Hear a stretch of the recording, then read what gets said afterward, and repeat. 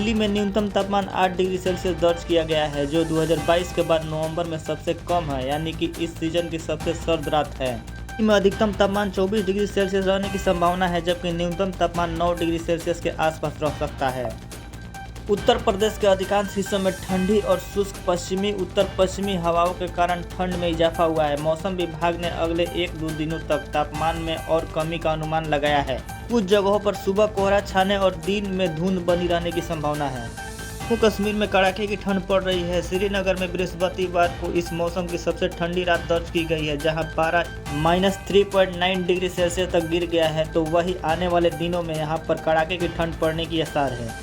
अगले 24 घंटे के भीतर सेनयार साइक्लोन के अंडमान के तटीय इलाकों से टकराने का आसार है, जिसकी वजह से तमिलनाडु, केरल, आंध्र प्रदेश, अंडमान और निकोबार द्वीप समूह, ओडिशा और पश्चिमी बंगाल में भारी से भारी बारिश होने की संभावना है। सभी वक्ताओं में पंजाब की इसी नीति को पूर्ण रूप से स्वीकार करते हुए इसकी सराहना की। उन्होंने पंजाब सरकार से जल्द इसे लागू करने की अपील की।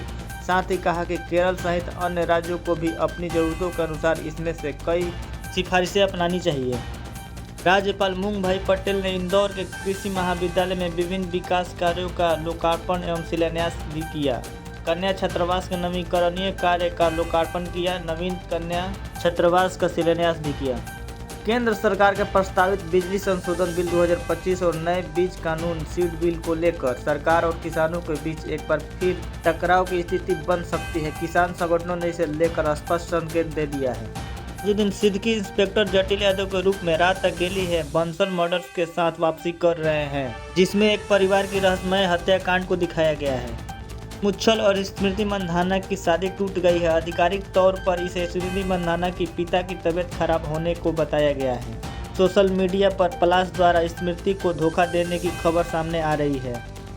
निर्देशक संजय लीला भंसाली की most updated movie love and वार रणबीर कपूर अहम भूमिका निभाते हुए नजर आएंगे। खबर आ रही है कि एक्टर इस फिल्म के रिलीज डेट पर अड़ गए हैं। भारतीय शेयर बाजार में मिड साइज एसयूवी सेगमेंट के वाहनों को काफ़ी ज़्यादा पसंद किया जा रहा है। टाटा की ओर से हाल ही में सिएरा को लॉन्च किया गया है। वहीं इस सेगमेंट में किया की ओर से सेल्टोस को बिक्री के लिए ऑफर किया जा रहा है। फीचर्स, इंजन और माइलेज के मामले में किसी एसयूवी को खरीदने में समझदारी होगी। निसान इंडिया के एमडी ने टेक्नो प्लेटफॉर्म पर आधारित 4 नई कारें लॉन्च करने की जानकारी दी है।